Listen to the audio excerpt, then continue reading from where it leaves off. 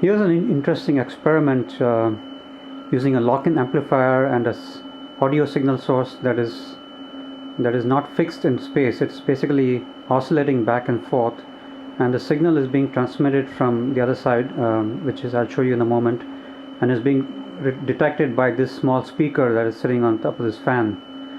Now if it's a fixed position, you'll see it'll have a constant phase and a constant amplitude, but because it's oscillating, you'll see there is some response to that. Basically you'll see a sinusoidal or whatever oscillation that is being created by the fan. So let's go and look at the signal source. So here's the signal source. I got a lock-in amplifier that is transmitting a frequency of 3 kilohertz, and the speaker that you see just on the top right over here is sending 3 kilohertz square wave or sine wave to the speaker on the other side that I just showed, which is a detector. The detector input is coming into the voltage input of the lock-in amplifier, and the oscillator out is this cable on the right side that is driving the speaker. So what you have is an oscillating signal, oscillating fan, which has got the speaker on it. So you'll see that there's going to be a response to that movement, both in phase and amplitude.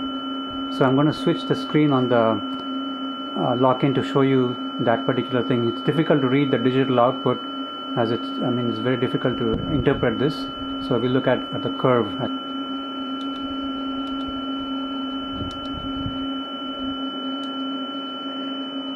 So now you see amplitude on the top, R, and the theta is this phase which is below, and you can see the signal is more or less sinusoidal, but because a fan has a slight dwell in one of the positions, you can see it flattens a little bit because it stops and then it restarts.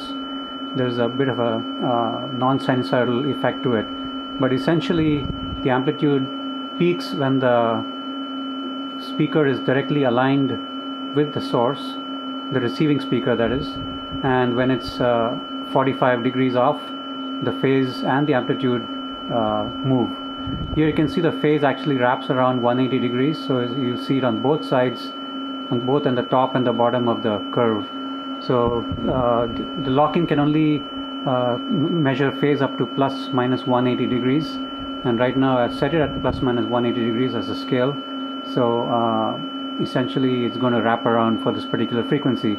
If I use a lower frequency, you'll see that the phase will not wrap around because the wavelength increases, which means that there's less phase change. So let's do that, and I'll come back in a minute. So I've changed the oscillator frequency to 1500 Hertz, as you can see down there. The fan is still moving. You can see the R is changing, the phase is changing. So now we'll go back to the graphical screen.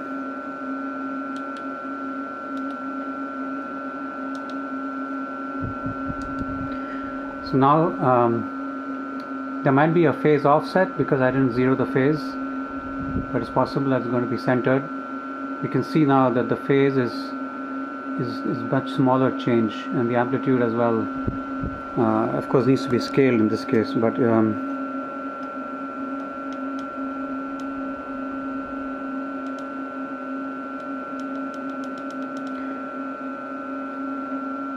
so the sensitivity of the speaker, of course, is different at different frequencies, so the amplitude change is going to be different, but you can see essentially that the phase response is very clear, that it's actually deviating certain amount. The actual phase is, of course, you can measure it on the main screen.